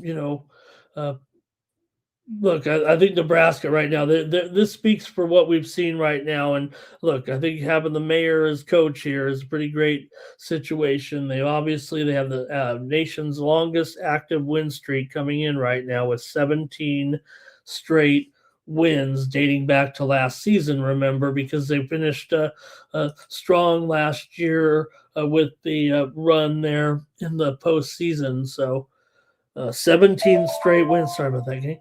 17 straight wins for Nebraska coming in, the nation's longest winning streak. Remember, they won last year the championship game there in Las Vegas in that postseason tournament over UCF. So they, funny how they ran out of gas in the Big Ten, as tough as the conference is, and then they went on a run in the postseason. All right. And Greg says, we're talking about this year with this team now. All right. And Nebraska. Okay. Okay, Greg. Let's go. Hey, I just want to take a look at this one real quick with Seattle and Gonzaga. Only because, look, Seattle's 12-3 coming in. Yeah, they're 24.5 point dogs here right now. And you know what? They might be able to cover here against Gonzaga, although they are 1-3 ATS on the road. They're 2-0 ATS as a dog, talking about Seattle. They've been favored in a lot of these games because they've had a weak schedule, but they did lose to San Francisco at home 2 games ago. They did bounce back with a win over Washington State. Done a good job, man. They beat Washington. They rocked San Antonio, or they edged San Antonio anyway. Gonzaga here, I mean, look, we know that they're going to be able to win this game. It's just a matter of can they cover, and right now they're just not covering the spreads.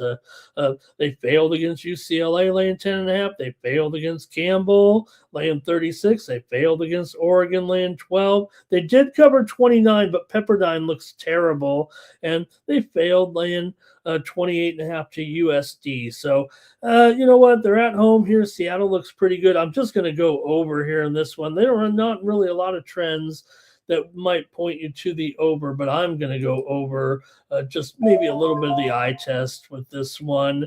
Gonzaga's gone over in 4 of their last 5 in similar situations. They've scored basically 95 points in the last 4 games on average here. So I'll take the over here in this one with Gonzaga and Seattle. And hey, if it's 90 to 70 or something like that, you got the over here. All right, let's see here. Seattle for 9 legacy, and Greg says he likes Gonzaga by about 23. And finally, you're going to look at one more here in the ACC with Notre Dame and Cal. This one's at 11 Eastern, 8 Pacific. Notre Dame 10-4 coming in. Cal had their winning streak snapped last time with a loss. They're 12-2, just their second loss in the season. They lost to Louisville 90-70 here at home. So shows you that Louisville team, because Cal's been doing pretty good. Weaker schedule for sure. They covered against Columbia and Morgan, failed against Northwestern State. Notre Dame is the hot cover here. They're 4-1. ATS is a road dog, and they're a dog here too. Cal in this one. The widely reported steam came in on Cal here. They're not 4 anymore, right? They're like 5. They're 5. They're 5 for sure. Total maybe 139 here, but Cal up to 5 right now. And I don't know. Look what we saw from Notre Dame. They were able to get that weird game against Stanford and win it here. They did lose to Fort Wayne at home. They won and covered against Evansville, won and covered against Idaho, won and covered against TCU. And Notre Dame's been pretty solid here, ATS. Now, these two teams have been going under here for sure this season, especially Notre Dame here 1-4 to the under in that road dog roll. Cal 3-7 to the under as a favorite, 4-8 to the under at home. It does feel like this one is holding steady here right now as far as the total's concerned, currently at 138.5 here in this one between Notre Dame and Cal here. And man, I got to go with the under here in this one with these two right now. Give me the under after what we saw last game. My computer is yelling at me to take the over here. Like I said, sometimes they like to play the numbers a little bit. And yeah, Cal looks like the side, but man, Notre Dame hung in there last time. I'm going to take the over here. All right, let's see what you got. And that's it for the basketball. And we've got 9 legacy, Notre Dame on the money line. Robert going under here. And Greg says take the Irish to win the game outright. They'll shoot better than what, 28%? Barr says, what was the pick in that Michigan State game? I'm going with Sparty. Yeah, I'm going with Sparty to win. All right, hockey now. Just a short card here. We'll be done in no time. 4 games on the ice here. I know we did yesterday. I know we hit the hockey games, didn't we, here on the morning steam for sure, right? We had the over with Washington and Ottawa. We had the Mammoth yesterday. We had the over with Detroit and Pittsburgh there. We also had, what did we have? Over there with Montreal and, did we win them all? Montreal and Carolina over. Winnipeg and Toronto over. Tampa Bay, winner over the Kings.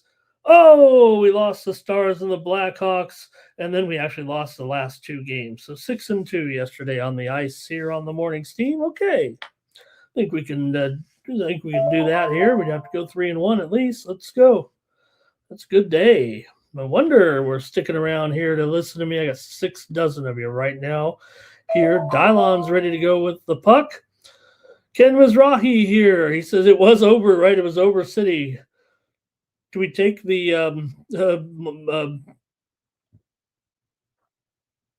Grand Salami here again? Okay, we did crush it yesterday. I'm glad it wasn't all alone there. And VGK and the over first period. Dylon's ready to go in this one. I think Greg, though, says take the Blues. I haven't even started yet. Vegas comes in on a 3-game losing streak. They're still 17, 10, and 11 here. St. Louis, a couple losses in a row, 15, 8, and 9 right now, coming into this one. Vegas with losses to Colorado, Minnesota, and Nashville. I won't say that's terrible. I mean, we know Nashville. That's my favorite team to bet on these days right now, along with Buffalo and all these others. But I'll probably go to the total right now in this one. Look, Vegas $1.50 on the road. It might not be an awful price here in this one, but maybe I can. Uh-oh. What do we got? A little bit of steam here, if I can, real quick. College basketball, Portland and St. Mary's. Steam to the under in this one between the Pilots and the Gales. It was 149. It's down to 146 here, maybe even 145.5. Steam to the under here with Portland and St. Mary's. Steam is having a little bit of a good run, especially there yesterday, right? These early games, did they lose any? They were hot yesterday. The Steam plays there anyway. Okay, here we go though in this one. Let me spit it out here between Vegas and St. Louis in this one, or I'm looking to go with the total here between these two. And look, got Connor Hart in here. Let me look at your comments here real quick as well. Okay.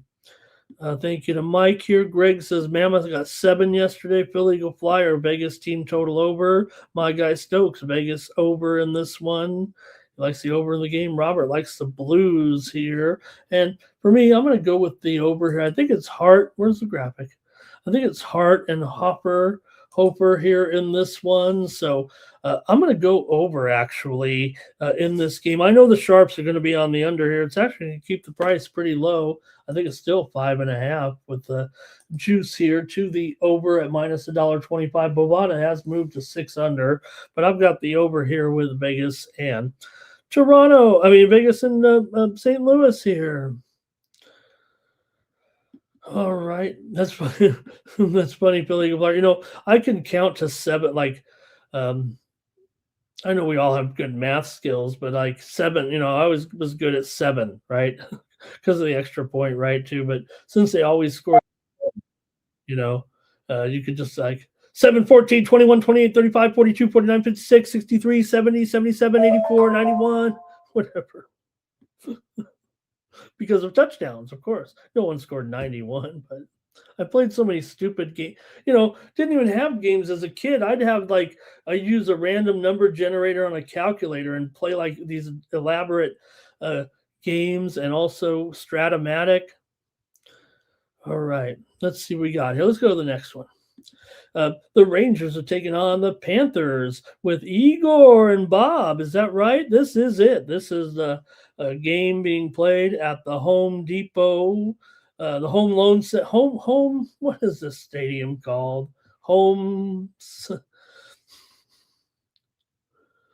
Oh boy, it's in the Loan Depot Center where the Marlins play. And again, they keep it cold in there. They have the roof on the whole time until the game is about ready to go, or maybe a little before then, when it's comfortable to get the roof open here and play this game outdoors in Miami today. What do you think is going to happen here with the Rangers and Miami in the outdoor game, the Winter Classic? And this one's at 8:07 Eastern, 5:07 Pacific. So, night game here. That kind of helps for sure, right? I mean, it's not going to be chilly, that's for sure. But what do you got here? The Rangers are on the road, but I think that all that hubbub about Rangers winning all those road games is over now. They've lost 3 straight. This is actually their 6th straight road game. Maybe this could fire them up a little bit. Louisville and Stanford getting a little bit of steam here to the over. Hey, we just took the over on the morning steam, right? Now here comes the steam to the over. We took them, and it looks like the Sharps are listening. It's up to 158.5, maybe even 159. Louisville and Stanford, steam to the over. All right, so what do you think here? The Rangers are still 14-8 to the 14-8 on the road. They are 8-11 as a favorite, though. Florida, look, I don't know if you can call it home and away. I think you could say for the Rangers just because the travel situation is still an away game, maybe for Florida too here. But um, these two teams have not met yet so far this season. Uh, I got to think, look, the total at 5.5 over. Um, I'm going to go under here in this one. I'm not playing the ice factor or anything like that. Yeah, it might be a little rugged, a little more rugged than normal, or whatever. But I've never been really into that when it comes to the Winter Classic. I understand that the complexities of trying to play this game with the. It's still, man, this is technology. It's a fine. It'll be a fine surface, I hope, but I'll take the under here with Shesterkin and Bobrovsky. That's what I'm going to do, and go. I don't know if I have a lot of trends maybe that support this one too much to go under between these two teams, but I am going to take it under here. Rangers have gone under in 9 of their last 13, including 5 of their last 7 on the road. 6 of the last 9 meetings have gone under between the two. So Florida's been going over of late, that's for sure. But I'm going to take the under in the Winter Classic. And let's see the comments about the Winter Classic here. All right, Greg says 4-2 Panthers. Panthers first period, second period, every period easy, says Philly Eagle Flyer. Robert is on the Rangers here. Like I said, this has been a long road trip for the Rangers, and it could be a factor, but maybe get you focused here a little bit too. All right. We've got our Tomps on the Rangers here. Philly Eagle Flyer. Puck line, team total over 3.5 and 4.5. Panthers steamroll this one. Philly Eagle Flyer says Marchand for a goal. Dylon says we're here at the Winter Classic. Philly Eagle Flyer likes the Panthers to roll. And that's right, Kim. That's how you do it too. You know what else is, to me, it's weird. I will say this, guys. And, maybe I've had a little too much maybe in my life I've taken a few too many brain altering things. And look, I'm really good on memory stuff, but like I was thinking if I was to go into like a pot limit game as a dealer, right? I'm sure I would get it. I'm sure it would work. But I was like, what if I go get that job at the poker? I mean, I was like, I can't even remember how to calculate pot limit Omaha, for example, after 5 years. And it was like I was trying to think about it in my head. And I know once the action started, it would work just fine. But as I was thinking about it, I'm like, I don't know if I could do it right now. And it's just because my brain is getting older, and it scared me. It scared me a little bit.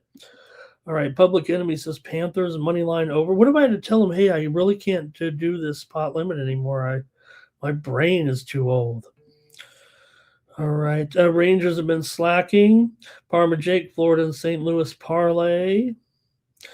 And Robert says, the soccer this morning. Although we do have the Friday features, and we do have a match here in Italy today. We've got La Liga, we've got League One. So the 3 big leagues have their action here today at least.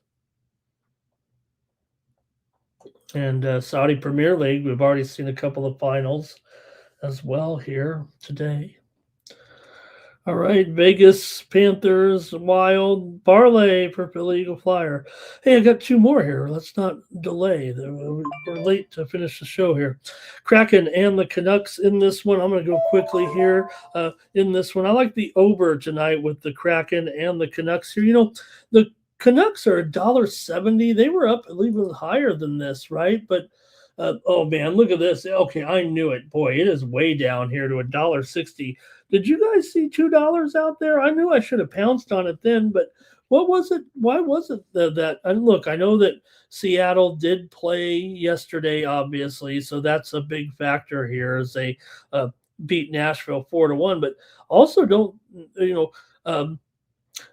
Seattle's been hot. Seattle's been playing pretty good here all of a sudden. Been playing very, very well. They did lose to Vancouver, but they beat Philly, they beat LA, they beat Anaheim. They've turned it around here all of a sudden. And Vancouver is 4-12 at home, and they were like $1.50, $1.60 here. So I'm going to take the over, but I got to think to take Seattle. I know the value is probably all gone from Seattle at this point, but I'm going to go over here in this one at 5.5, over 25. Vancouver is 12-5 to the over at home. Now, Seattle is 13-20 to the under as a dog, but just 9 over, 9 under on the road. So I think that just the fact that they're kind of taking the action here feels like Seattle, and you have Vancouver 6-3 to the over as a favorite. I'm going to go over in this one with these two teams here with Seattle and Vank.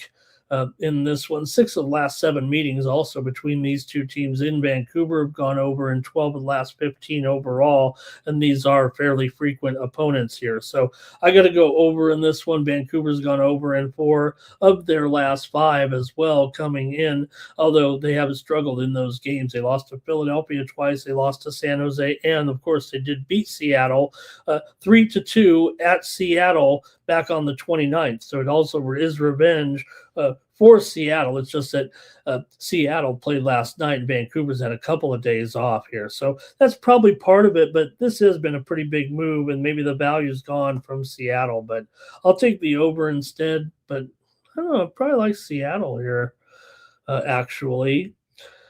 Kraken keeps rolling, says Greg. Robert's on the over here in this one. He also likes the Canucks. And Dylon says Seattle is just across the bridge. So it's kind of still a rivalry game, but natural rivalry kind of between these two franchises. And the teams did play back in December, and it was 3-2 in favor of Vancouver. They did get the win at Seattle. Dylon says Seattle and over. Greg says Seattle will win. And my guy, Stokes, I don't know if he meant to say Ken Cucks, but I'm going to say it. Don't worry, I'm not making fun of you, my guy Stokes, but I just want to say Ken Cucks. They're over 5.5. And some Philly Eagle Flyers soccer action. Let's go to one last game here tonight in the NHL and go to the Wild taking on the Ducks here. Wild favorite on the road. This is the game of the night, I do believe. 24-10-7 Anaheim here. 21-16-3. Anaheim's lost 4 in a row here right now, including lost to Tampa Bay last time out. They played pretty well, but still lost at home to the Lightning 4-3. They've also lost to San Jose, LA, and Seattle. Minnesota, meanwhile, comes in off a loss to San Jose, but before that, they beat VGK, and they also beat Winnipeg here. I think Minnesota, look, I'm not saying the Anaheim, they're, starting to fall back a little bit here, and I'm not sure it's going to be necessarily all the way permanent. It looks like, the Anaheim improvement is dramatic, but I think right now in this series, I think I do want to take I'm going to go to the total, actually. I don't know if I want to commit just there to the Wild, although they have won 6 straight against Anaheim. Anaheim's lost 6 of their last 7 games overall. Minnesota's won 9 of their last 12. They're playing pretty well.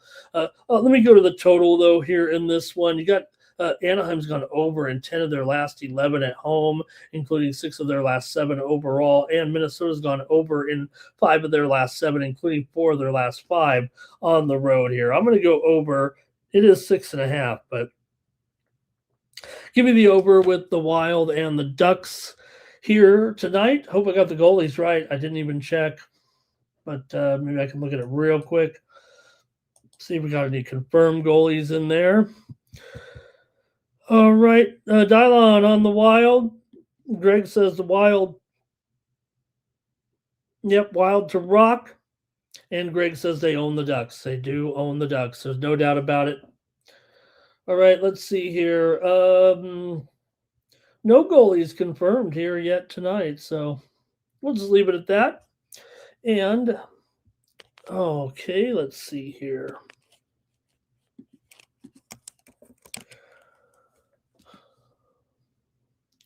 All right, let's see if we can't run the contest here right now and see. Oh, I don't know if it was collecting the names here real quick. Let me see what we can do. If you want to be involved in the contest, please drop something in there right now. We'll do the commercial. I don't think it picked up the names here from this first part of the show, so hopefully it'll be okay. R. Thompson's on the Wild.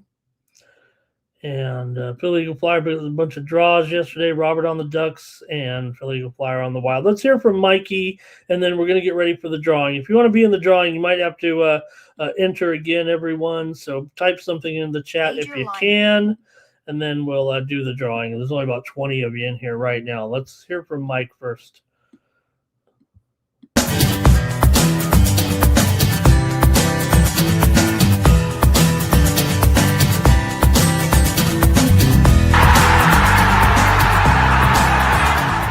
Hey, it's Mikey Money here, letting you know the Sports Money team is live on Winnable. Come check out our best bets. For a low monthly cost, you get the very best bets delivered instantly to your phone by text the moment they're locked in. No delays, no missed lines, just the smartest plays at the best odds. We do the work, you get the plays, and they're sent right to your phone right when we drop them. Don't wait, don't guess, don't miss the line. Join the winning team today and start cashing tickets with Winnable. Okay, let's just do the drawing here, and everyone there. Hey, Paul and Boots. Nice to have Paul and Boots. Yeah, I got Paul and Boots in here in the drawing now because of that. Cool. So it'll be just a few names in here today, but hopefully get somebody in there that can take advantage or want to get the plays from me. How about AOD? Detroit basketball. There's AOD. Gets that free sports money membership with me and Winnable. I think AOD might already be signed up, so maybe I could just put another month on there for AOD if I can remember. If not, hit me up, AOD, or use the promo code WINNER if you're not already signed up. I think you are. But that's going to do it for the Morning Steam Show. Make sure you join Mikey Money here tonight, pre-gaming. Get you ready for the primetime action here with the great NBA, NHL card, and college basketball as well. Those early games going off. I'll have a package coming out here shortly with my college basketball today. Hopefully we got a bunch of winners after I think we had, 3 and 4 yesterday in college ball. So we got to turn around a little bit. Otherwise, I've got all these new subscribers, and we got to pick some winners. So thank you to everybody in the chat. We'll be back tomorrow with more Morning Steam. So that's going to do it. Have a great day. We got tomorrow, man. We got NFL, the 2 Saturday games, big college basketball card as well, and also NBA, NHL, and more. So join us then for the Morning Steam. For the Sports Money Network, I'm Ramon Scott. So long. One for cover, that's gonna cover, that's gonna cash. Then we make the 100-yard dash to the window. I don't know what you thought. It's Ramon Scott running so hot. Sports make money and we make money with sports money every single day. NFL, NHL, NCAA. Stay away from the juice, we might play a parlay. It's the Morning Steam. What? Ramon Scott. Sports money. What? Wake your ass up and let's get to the